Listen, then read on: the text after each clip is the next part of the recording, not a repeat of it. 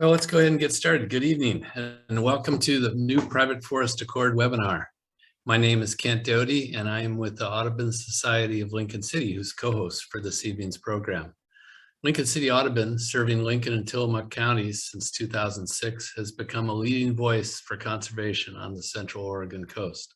We recognize the critical role that timberlands play in providing ecosystem services across the landscape of the Coast Range. For that reason, we strongly advocate for and educate on forest practices and protect climate, water, wildlife, habitat up and down the Oregon coast. Lincoln City Audubon's goals are, just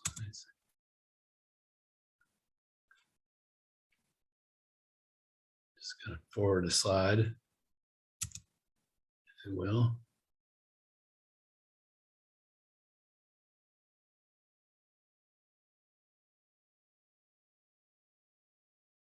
Technical difficulty here, folks. Hang on.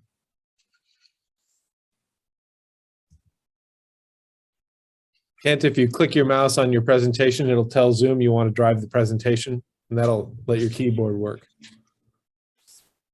There we go.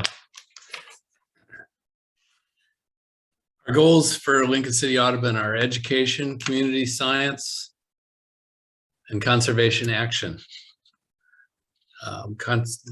We also conduct monthly outings, birding outings, and webinar events like this.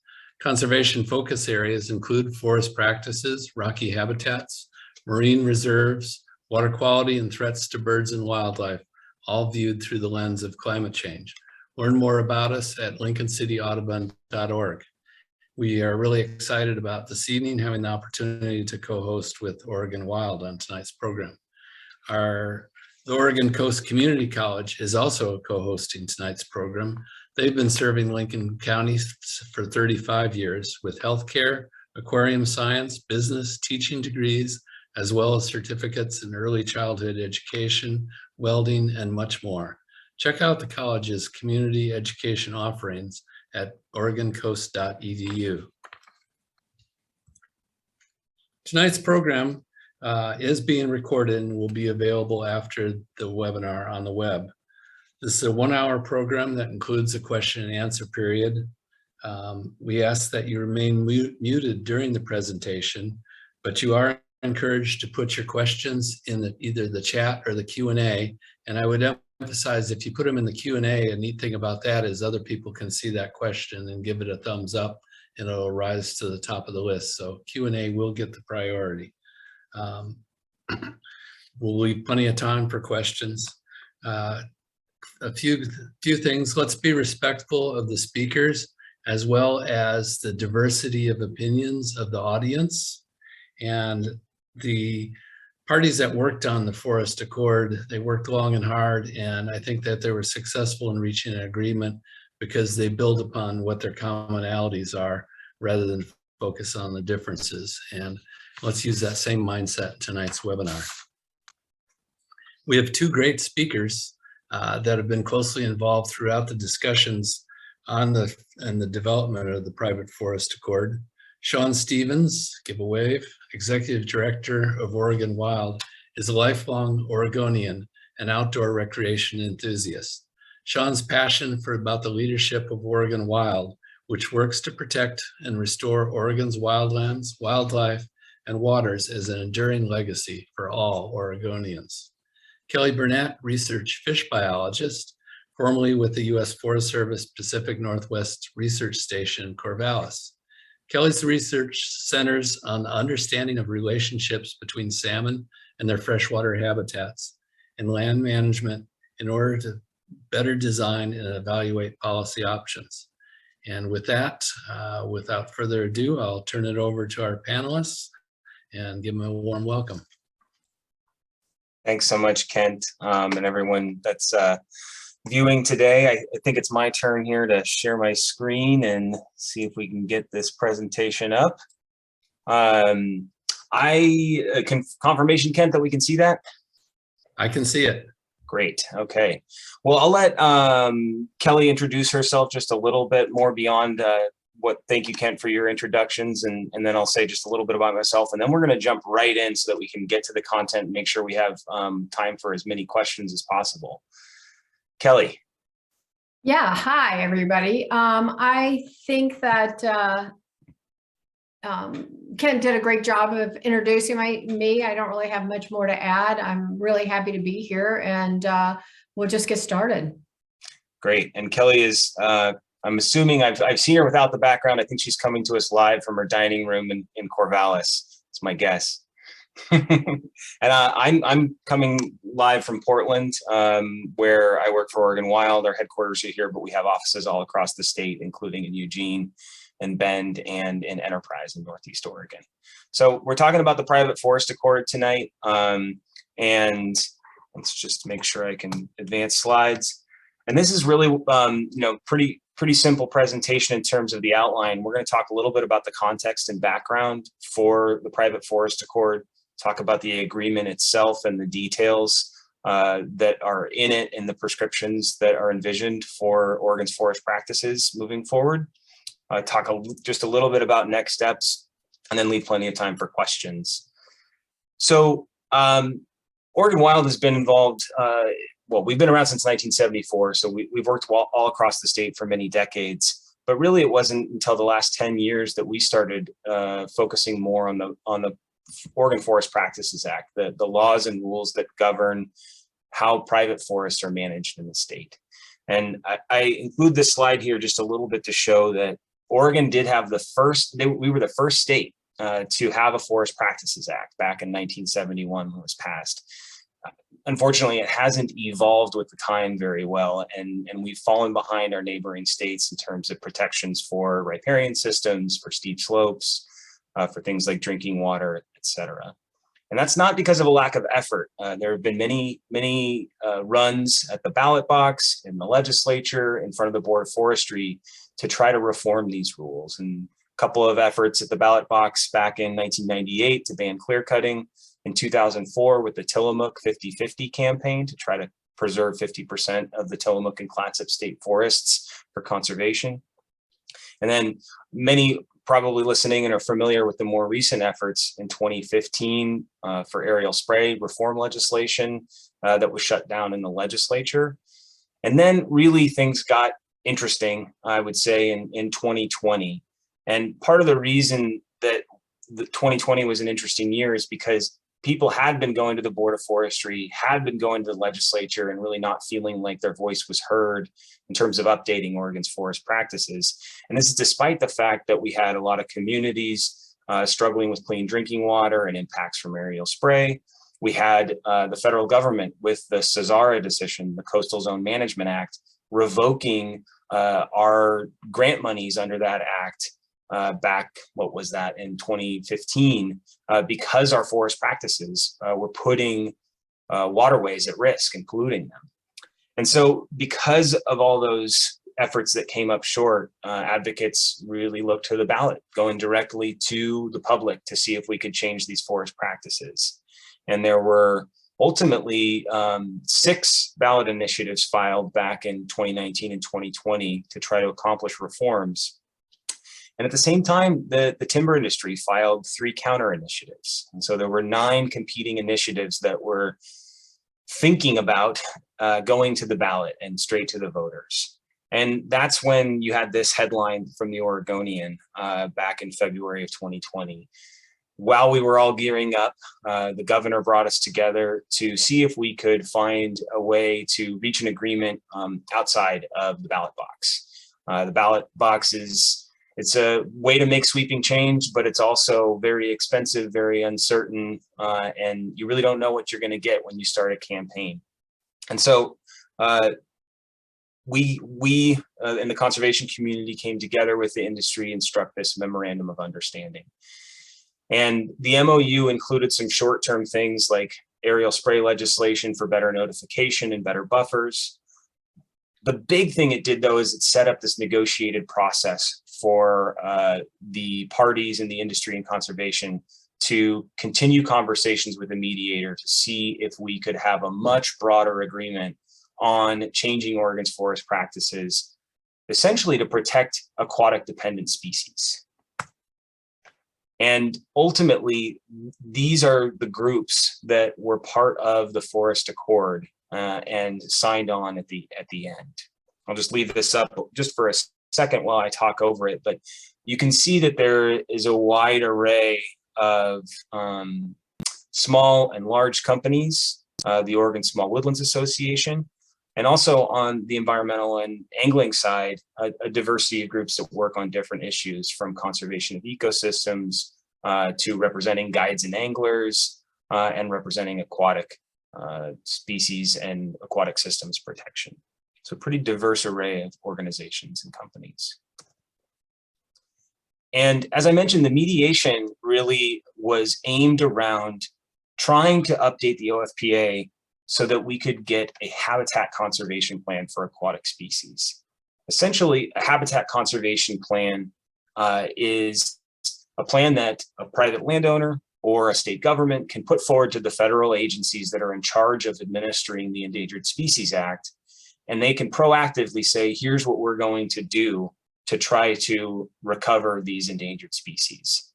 And if the federal agencies, the U.S. Fish and Wildlife Service and NOAA Fisheries, if they agree and they say, you know, those practices are good enough to recover these species, then they issue what's called an incidental take permit. And it's basically a way of the federal agency saying these practices are good enough not to imperil species, and therefore, if you incidentally take them, if you incidentally kill these species, it's not going to harm their recovery. So we're approving this large program that you have for how to manage forests in this instance. So that's a big task, and a lot of different things we're going to talk about that we had to grapple with during these mediation sessions. The governor hired a mediator back at the end of 2020, and we started in with negotiations from participants, 6 from each side, for 10 months. And we met a lot by Zoom. We met a little bit in person when that was possible. And ultimately, we had a 5-day session at the end of October where we hammered out the final details of the agreement that is now the Private Forest Accord. And before we go further and talk about some of the details, I'm going to pass it off to Kelly so she can talk a little bit about more the context of what do these species need. So the needs of salmonids and other aquatic species were really the primary ecological drivers of the PFA commitments. And, you know, salmon and other freshwater species in the Pacific Northwest need cold, clear water. They need spawning gravel, as you can see here, some little eggs and fry in the gravels. They need large wood and deep pools for rearing and resting habitats. And so basically, large wood and sediment and temperature were related to the goals here for restoring and maintaining physical processes. So with temperature, protecting cold water and preventing significant increases. For wood, high level of long range wood recruitment. And for sediment, we're aiming to provide minimal increases over background in the delivery rates and the effects of sediment.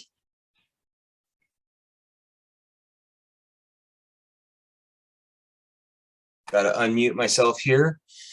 Kelly's going to talk more about the science later on, but really the agreement encompasses the things on the landscape, the activities on the landscape that impact those things that Kelly just mentioned, temperature and sediment and large wood. We're looking to make sure that the ecological conditions that are on the landscape after logging are not going to harm these species, and so that they can be on the path to recovery.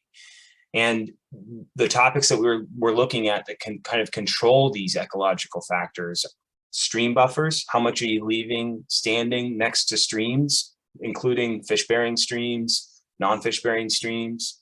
And that's where this question of the second bullet, stream classification and typing, come into play. How do you actually determine what's a fish-bearing stream? How do you actually determine what is a non-fish bearing stream? How do you determine what is a perennial stream versus a seasonal stream? These are not easy questions to define in a way that is understandable to everyone and also supported by the science. And then on sediment and on large wood delivery, there's this question of unstable slopes.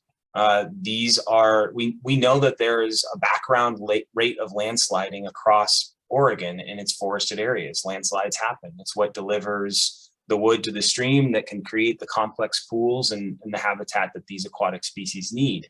But we also know that excessive logging on unstable slopes can increase that background rate of landsliding and produce negative inputs like fine sediment that harm salmon and other aquatic species. So we got to look at unstable slopes. Forest roads. This is something that was called out in that Cesara decision when they revoked our grant funding, that we needed to do a better job of managing our private forest road network. So how do we do that to make sure we're protecting these aquatic systems? These last three are a little bit different, but they feed in.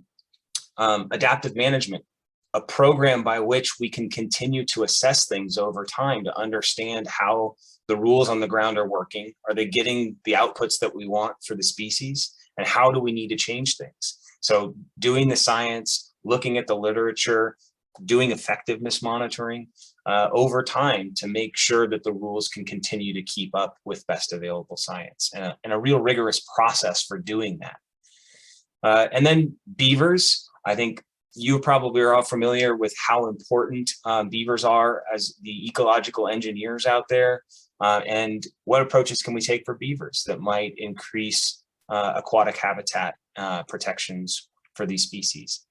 And then finally, mitigation. Okay, there's some things that we're just not going to be able to avoid if we're still going to have logging on these forests. So how are we going to invest in projects elsewhere to mitigate those impacts?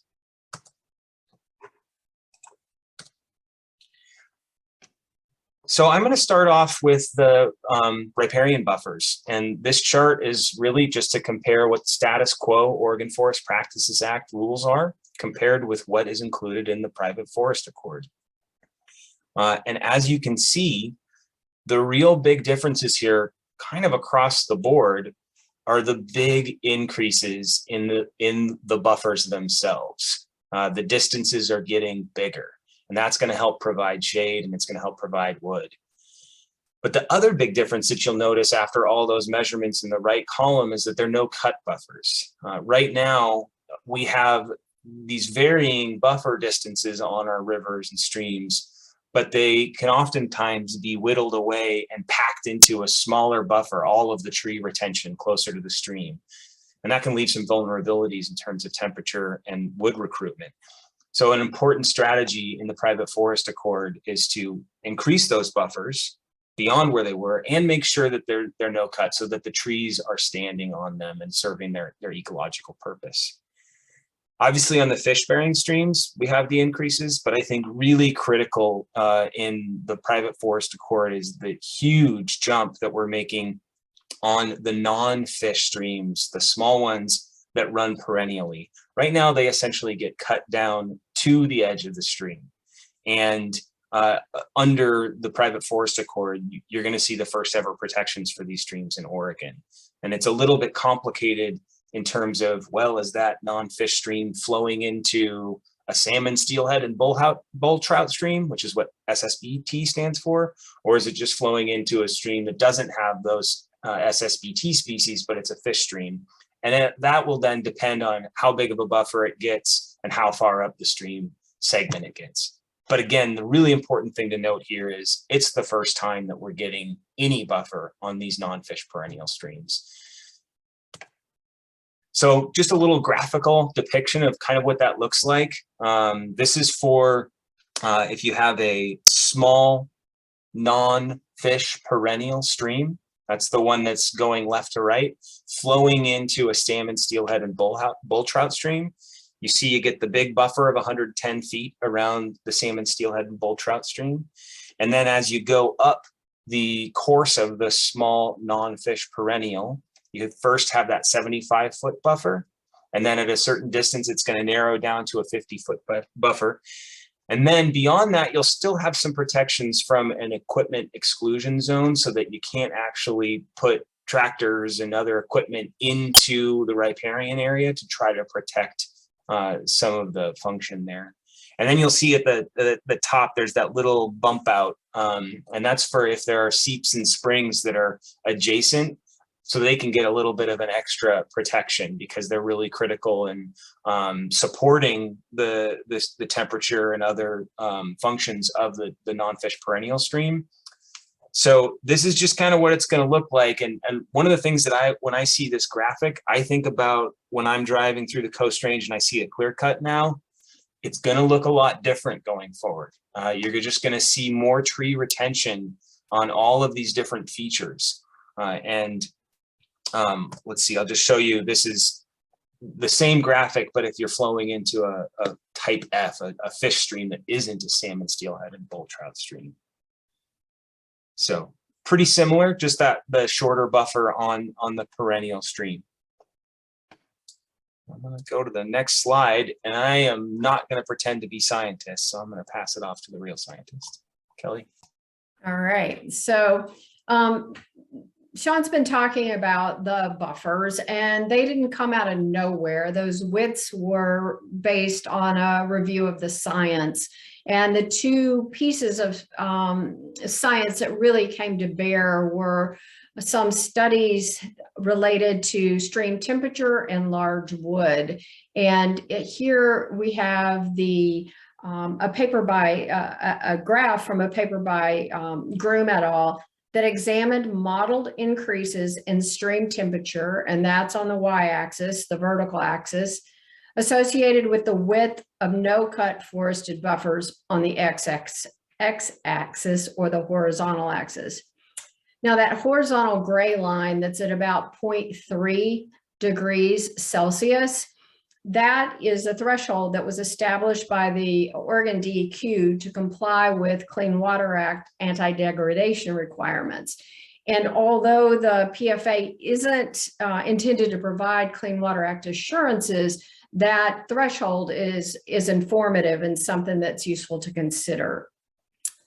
So the solid black curve in the middle of all those other curves is the mean modeled response, indicating that as you go from a really narrow no-cut buffer, you're expecting a relatively high increase in temperature. So no buffer, you'd expect at least a 2 degrees centigrade increase in temperature, all the way up to a 35-meter buffer, in which case you wouldn't expect any measurable increase in temperature.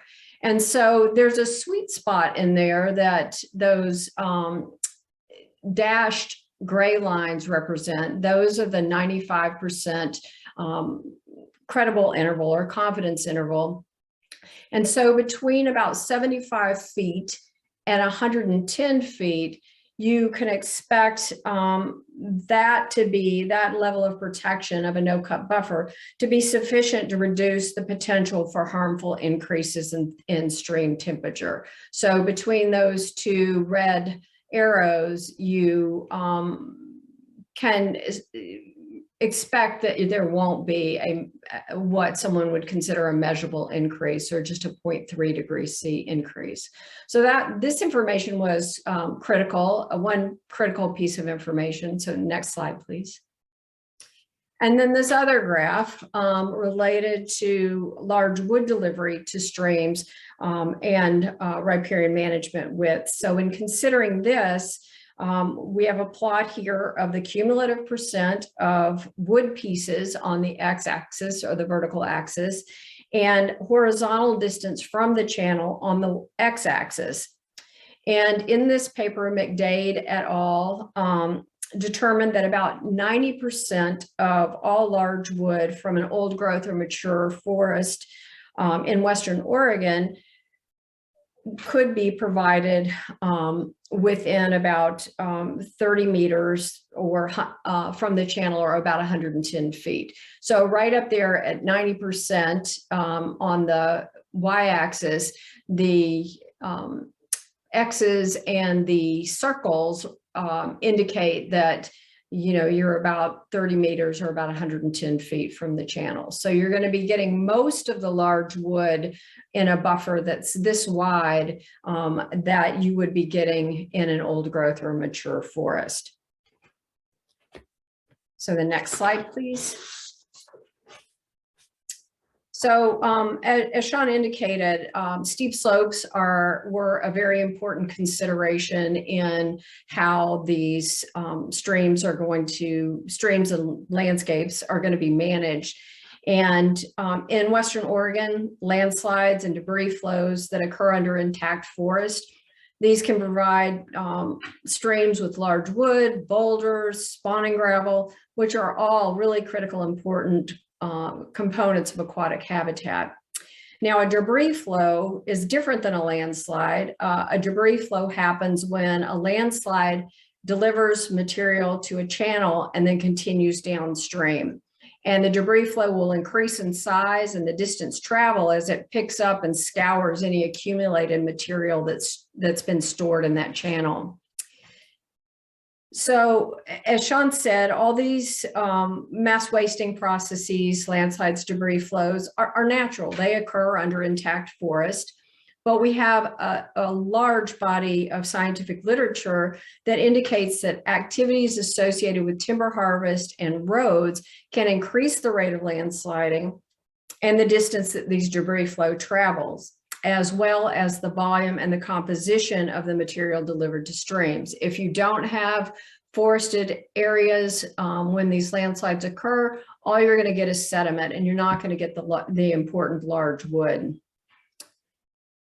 So forestry-induced changes in these natural processes can negatively affect stream ecosystems for decades. You can dump tons and tons and tons, literally, of sediment in the stream channel, completely burying, in some cases, the channel.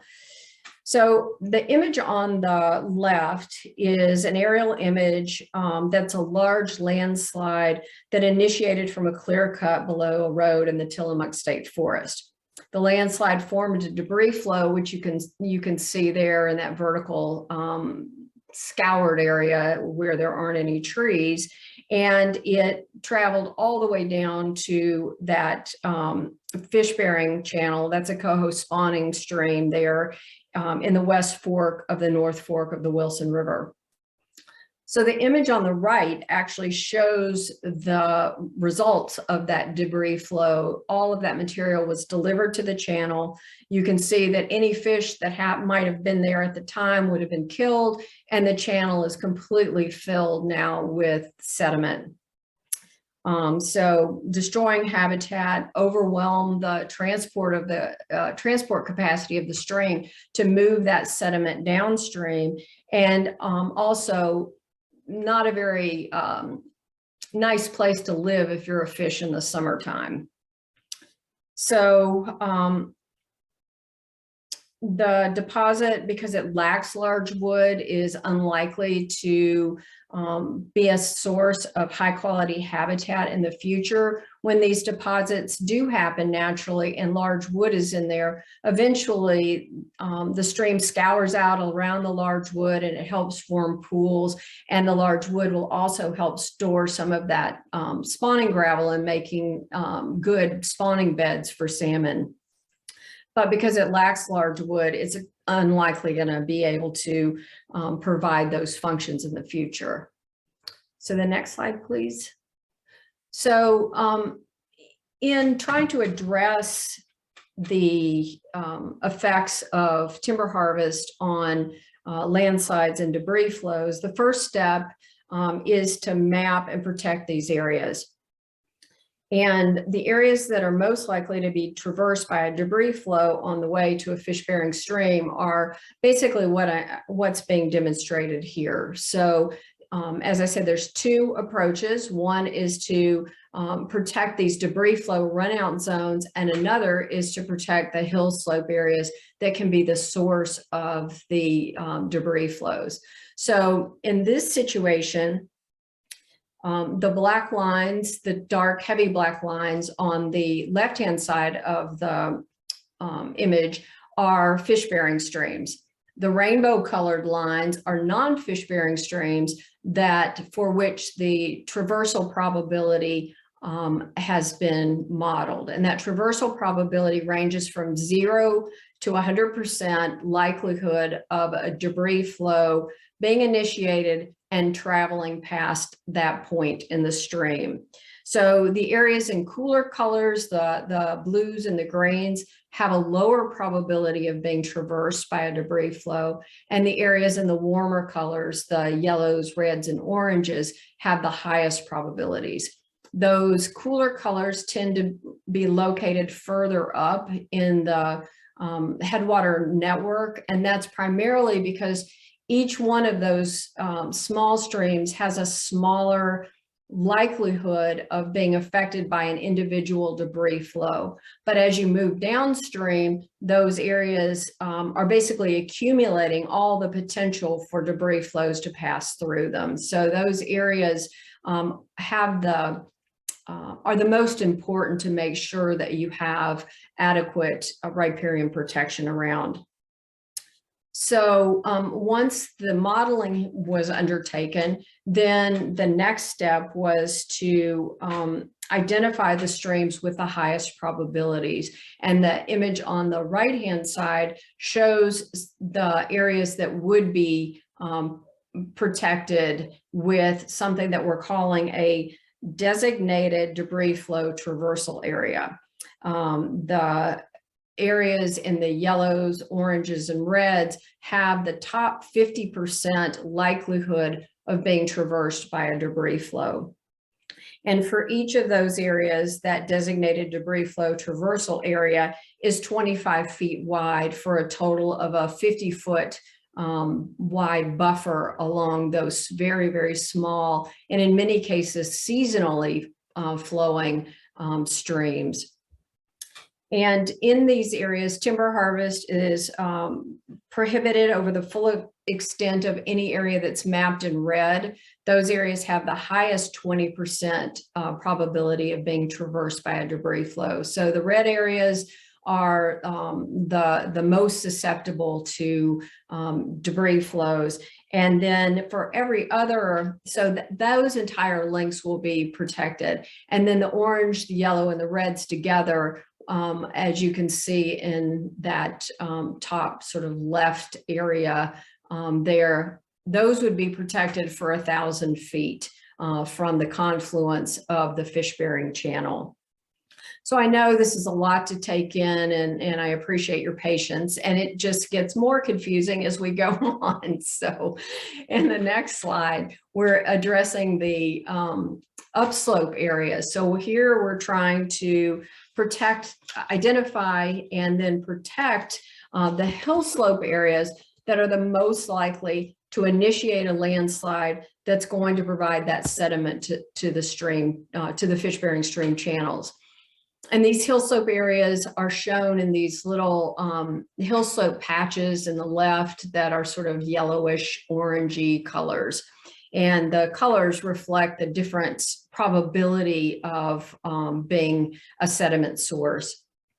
So on the left-hand, or excuse me, the right-hand side of the screen, those hill slope patches that have the top 33% likelihood of providing sediment to a stream are shown in the little blue and red patches. And all of this is only done for those areas, those basins that have, that deliver to a top 20% debris flow traversal path. So you can see again in that little area on the upper left that there's several of those as they're expected to deliver that sediment that's highlighted in those patches down to that debris flow traversal path. So the next slide, please. So from that universe of patches, those that are greater than 1/4 of an acre, 50% of those need to be selected, and those will be managed as a slope retention area. in the selection of those, we're prioritizing those that are larger and that are most susceptible to the effects of timber harvest. And those areas are going to be shown in the little red, as little red patches as opposed to the blue patches. So for each planned timber harvest unit, you have to protect 50% of those patches. And those patches are going to be located within the basin. You're going to select those based on this prioritization scheme and also considering safety concerns.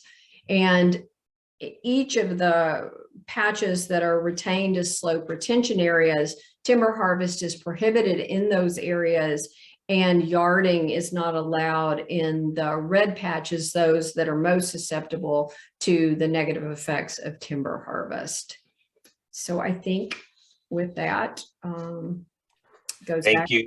Yeah. Thank you so much, Kelly, for giving us the really detailed analysis there. I mean, the summary that I like to give of that is that we're using best available science and some technology that wasn't available, a couple decades ago, to really prioritize the areas that are most important to avoid those negative impacts that Kelly was showing in that slide that had the images on it. So we've got the riparian buffers. We've got the upslope protections to protect against landsliding and sediment. Another really big component that I am going to give way too short shrift here too is the roads package.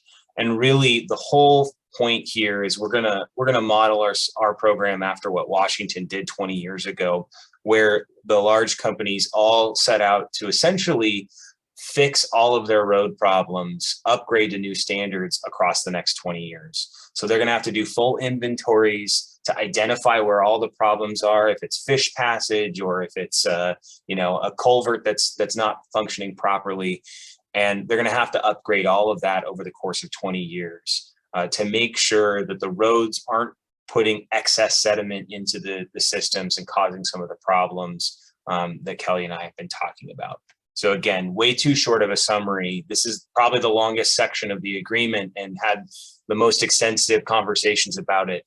Part of the reason that there was agreement here is that the industry has an incentive to keep their roads maintained because they're expensive. And so they want them to be functioning properly and not failing. So there's a little bit more of an alignment there. But these new standards are going to make a difference. As I mentioned in the summary slide, one of the big pieces here is the adaptive management program. How are we going to know what we've agreed to today is the right thing 20 years from now? Well, the idea is that we're going to iterate these rules over time based on the best available science. So the adaptive management program, again, modeled somewhat on Washington's program, but we like to think an improvement on Washington's program is that we're going to have a stakeholder advisory committee made up of different folks who care about the forest, and they're going to direct some of the work and the science and monitoring that needs to happen. And the group that's actually going to do that work is an independent science team. And so that independent science team will take their marching orders in terms of what projects to look at. We want you to look at steep slopes and how they're impacting this species, or we want you to think about amphibians over here. But they're going to do the science independently and report on that to the board of forestry so that the board has the information on the most up-to-date science to make any rule changes that might be necessary over time, if they are. And so this will come with some dedicated funding to make sure that, again, over time, these rules are keeping up with the best available science. One of the things that we're pretty excited about, and we've gotten a lot of commentary from the beaver believers out there. Beavers, they're the state species, but we don't do a great job of understanding what's happening on the landscape with beavers. We actually don't even have good population estimates. On federal public lands, you need a fur bearer's license to trap them. On private property, you can kill them whenever you want for whatever reason. They're a predatory nuisance species. That's going to change on private forest lands. Essentially on the large landowners on the industrial forest lands, not the small forest lands. that there's an agreement to only deal with problem beavers that are plugging culverts are going to affect infrastructure. And even then, there's a priority to focus on non-lethal means of mitigating that conflict rather than just going out and trapping and killing the beaver. Also, we're going to have reporting of beaver trapped on all private forest land so we can get a sense of what is actually happening out on the landscape. And ODFW can have a better idea of how many beavers are being killed every year. Beavers are just really important for helping to sustain these ecological systems. They store water, they create complex habitat. They do all sorts of good things for the ecosystem. And so we're really excited that part of the private forest accord is going to be showcasing what beaver can do to help these other species. One of the critical parts of the private forest accord is just recognizing that we do have sort of two different classes of ownership in Oregon. We have big, large landowners, and then we have small forest landowners, and they don't always have the same priorities for their land management, and they also face different stressors in terms of keeping the property in their hands or making, say, a timber harvest financially feasible. So with that recognition, the private forest accord envisions a big increase in funding and staffing at the Oregon Department of Forestry to support small forest landowners. It envisions alternative minimum practices for small forest landowners, recognizing that because if you own 50 acres and you have an SSBT stream running through your property, you're going to have more of your property off limits to logging. And so those alternatives are more than current law, but less than the standard prescription under the PFA. The flip side of that, though, is that there's going to be a tax credit program whereby small forest landowners that want to comply with those standard prescriptions, the bigger no-cut buffers, they'll be able to get a tax credit for the difference in value between that alternative minimum and the standard practice. And we hope that that's going to encourage a lot of small forest landowners to just go with the bigger buffers and do what's right for the ecological system. And then a big piece is $5 million a year that's envisioned for the budget to fund the road improvements on small forest lands. You know, the big owners have the money to do that road work over the 20 years, like I described on that previous slide. Some of the small forest landowners don't have that, but we don't want their problem roads and culverts to be continuing to impact the species. So we want to take care of these problems. So they're going to have support from the state to do that.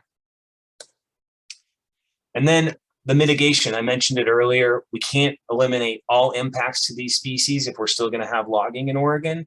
And so there's going to be a program to try to fund off-site mitigation to help repair these aquatic systems off forest land, or buying water rights, removing culverts that are down on Department of Transportation land below forest land, but they're blocking fish access. So $5 million a year from the industry and another $10 million a year from the state, a pretty big chunk of money that will go to an ODFW committee that'll help put grants out into the world to fund that work. We're pretty excited about the prospects for what this can mean on the landscape. I'm going a little faster just to make sure we get done and have time for questions.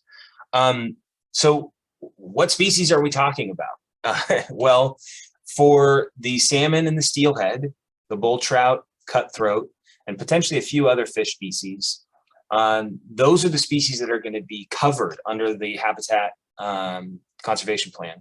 And they're going to be covered for a 50-year term, which is a relatively standard length for these HCPs. It's the length that Washington's HCP was, for example. There's also 5 amphibians that are listed here. And the reason that they're getting a shorter term is there's just more uncertainty. There's less known about their habitat needs. The science around these amphibians is just less mature. And so we don't want to lock in for as long a term, the prescriptions, not quite knowing if they are going to be adequate based on the missing links in the science. So that's one of the things that adaptive management is going to be doing, looking at these amphibian prescriptions, looking at these species. But we do know that especially those non-fish perennial protections, those buffers that we've never had before in Oregon, they're really, really important for amphibians because that's where they hang out. One thing that's important here that's underlined, The process, maybe I'll just go to the next slide actually, because I think it's got the timing. So what are we doing now that we had this agreement in October, several months ago? Well, we've been working diligently to work on legislation to enact the private forest accord, and it's going to include the big policy bill that has a lot of the things that we've been describing. They'll have that tax credit bill for the small forest landowners, and then there'll be a separate bill that covers the mitigation funding. There's also a big report that we're working on. When we announced the agreement at the end of October, we had a term sheet and some rough drafts of these reports that were our agreements that we came to conclusion on late at the night of, I don't know what it was, October 30th. And we've been spending a lot of time to refine those and make sure that they provide adequate direction going forward, because the second bullet, Oregon Department of Forestry, is going to be responsible for a lot of rulemaking to actually put all these prescriptions into practice. And so that's going to happen in 2022. And they're going to reference back to this report that we're drafting that has all these details in it. Then in 2023 and 2024, we'll start to see those rules and programs roll out and go into effect. And then with the HCP, you actually have to put in an application to the federal government. And that process can take a long time because they do a full NEPA analysis of it to make sure it passes muster. So we envision that at least by the end of 2027, the actual habitat conservation plan and incidental take permit will be in place and finalized. If it isn't by then, or if it gets overturned in court later, then we go back to zero. We go back to where we are today. And so we're really hopeful that we're going to have that HCP approved, and we'll get all these new prescriptions in place for the next 50 years. And this is my last slide, which I didn't know was animated. Look at that. I just wanted to point out, Kelly mentioned Clean Water Act assurances. They're not part of this agreement. It really is an ESA, an Endangered Species Act focused agreement on the aquatic species. And so there's plenty that's not part of this, right? We couldn't do everything that we might have wanted to do in the private forest accord. There are all the federal forest policy issues. There are still issues around pesticides and aerial spray that I know a lot of community members are concerned about. We've had all the conversation about timber tax fairness over the last couple of years with some explosive reporting in the Oregonian and OPB and ProPublica. That's not part of this. And forest climate policy. How are we going to manage for the future where we know that forests can contribute to mitigating climate change, but also they need to adapt for the changing climate. So just a little reminder that we did a lot here. It's monumental what is changing, but it's not everything under the sun. And I am going to leave it there so that we have as much time as possible for questions. So, whew. All right. Well, thank you for both of you for packing so much information. I think we've got a lot of questions. At some point, Sean or Kelly, if you could put in the chat if there's a online source that someone that's interested in reading the PFA, that they could read the text of it. That was asked for. And I'll just jump right into questions. A lot of questions about monitoring. Who will do the monitoring of the agencies, the monitoring and compliance, and the biological monitoring? Right. So I kind of didn't cover some of the pieces of the private forest accord that deal with compliance and enforcement. Ultimately, the Oregon Department of Forestry is in charge of making sure that people are following the Oregon Forest Practices Act. They're the regulatory agency that's in charge of that. There are some new tools that are part of the private forest accord in terms of access to land to do some of that monitoring. Right now under statute, it's somewhat limited, and ODF feels a little bit hamstrung by their ability to actually go out and go on someone's land to do that work. And then also there's some bigger penalties in here. What we heard from the department is that the current maximum penalty is $5,000 if you're violating the Forest Practices Act. And there's a lot of caveats in there that can make that even less than $5,000. And there are plenty of operators apparently out there, the unscrupulous ones, that they take the fine and walk because they can make more money by breaking the rules. So we're increasing the fines for repeat violators, which is sort of a new category that we've identified. it can be up to $50,000 per instance now. And that really makes ODF feel like they're going to have the tools to shut down some of those people that haven't been following the rules. On the monitoring side, in terms of the ecological outputs, that's going to be that adaptive management program.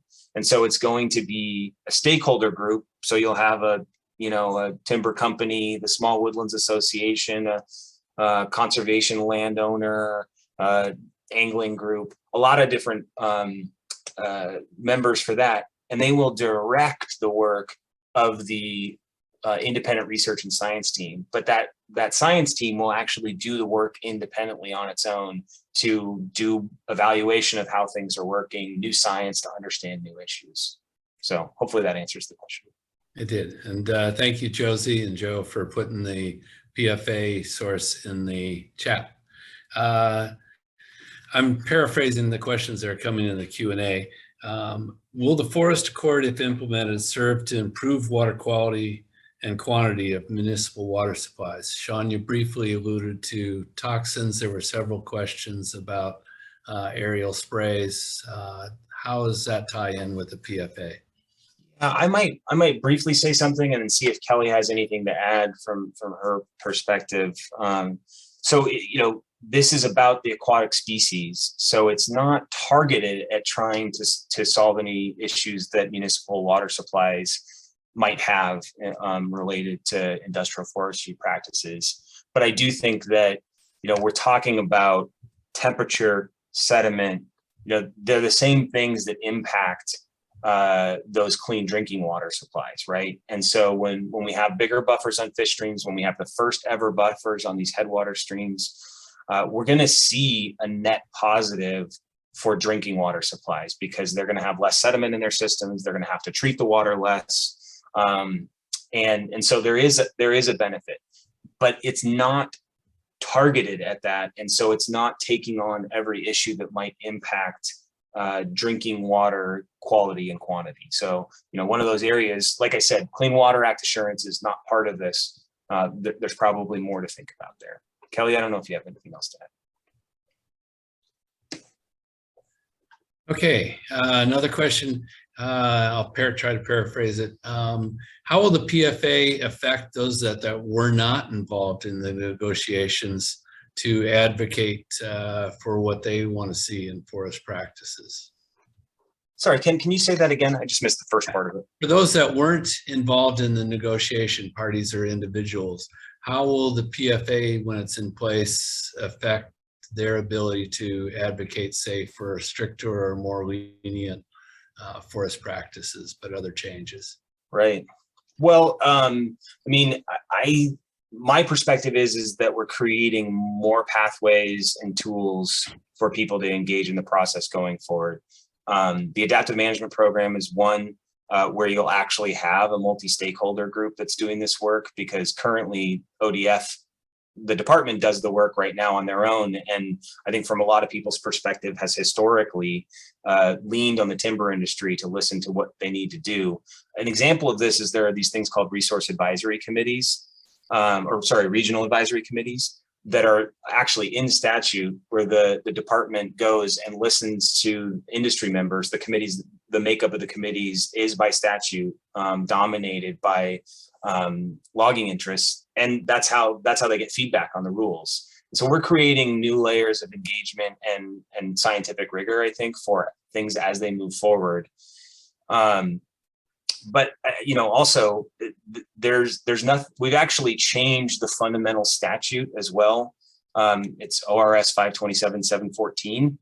It is the rulemaking guidance statute for the Board of Forestry, and we made some small tweaks to it that I think are pretty important from my perspective, to make sure that there isn't too high of a burden of proof on the board to show when they make any rule change. And so I think people should look at that section and see how that might change their approach to going to the Board of Forestry and asking for changes in practices, because I think people have been pretty frustrated by that process in the past and have viewed it as slow and difficult. But ultimately, all the tools that were available before, plus a few more are there for anyone that wants to go out and try to make changes to anything related to the forest. How about the length of permit terms? Can they be changed as a result of adaptive management? If things don't look like they are getting better, could they change the number of years or be adjusted? That's a really good question. I'm not, I mean, a habitat conservation plan, when it's approved, it comes with that incidental take permit. And if you fall out of compliance with what you said you were going to do in some way, the feds can revoke that permit, right? And they can say, you're not doing what you said you're going to do. We're no longer giving you the free pass on the Endangered Species Act. And so, you know, to the degree that the term can change, it can change that way, right? I don't know if there's examples of midway through an HCP, just each party agreeing that the term is going to be different. I think certainly there could be a reassessment of that, because at any time the permit holder could say, you know, we want this to be less. Or the federal agencies could come short of revoking the whole thing and reduce the permit length, but that would essentially be, you know, revoking it at a date, right? So I think there's a possibility, but I'm not sure of what the precedent is around that. And I think for us, you know, as folks who have been involved in negotiating this and trying to get these prescriptions, our sincere hope and desire is that this gets approval from the feds, that we have the adaptive management process to help change things over time as needed, and we get these improvements to forest practices that we think have been desperately needed for a long time. Thank you. From Susan Foreman, how were those that were involved in the negotiations, how were they selected? So I mentioned the Ballot Initiative process, and there were several groups that were involved in that, including Oregon Wild. And when the original MOU was crafted, there were original signatories to that. And that's that slide that I put up of the businesses and groups that were signed on to the MOU. And so the choice of those who were negotiating over the last year for the private forest accord, they were drawn from those organizations. Representatives from those organizations made the choices of who was going to be negotiating. Okay. From John Suter, can you talk more about road survey protocols, and are they currently fixed in the PFA, or are they open for discussion? Oh my gosh, Kelly, please tell me you can answer this. I don't know if I can answer it or not, but some of the protocols I think are fairly well established. I think there's others, particularly that related to abandoned roads, that are being worked out. So I think it's a little bit of both.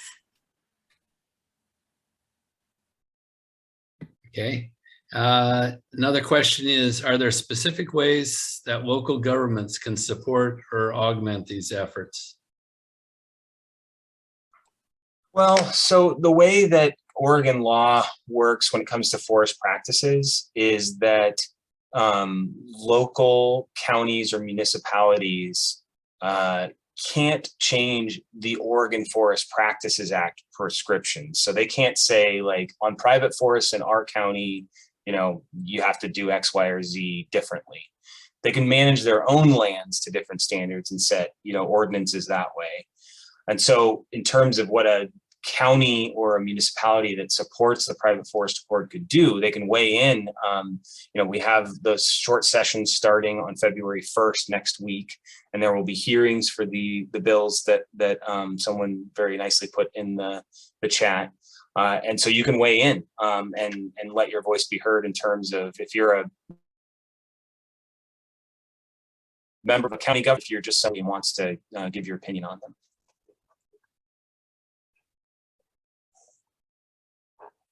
Okay. And I guess Ken, maybe I've just been kind of looking at the questions a little bit as well, and you know, a few that I'm sensing that there's a little bit of the sense of, well, a couple themes maybe. One, you know, who were we to decide to negotiate these things, and then I think two, like, why not this? Why not this? Why not more?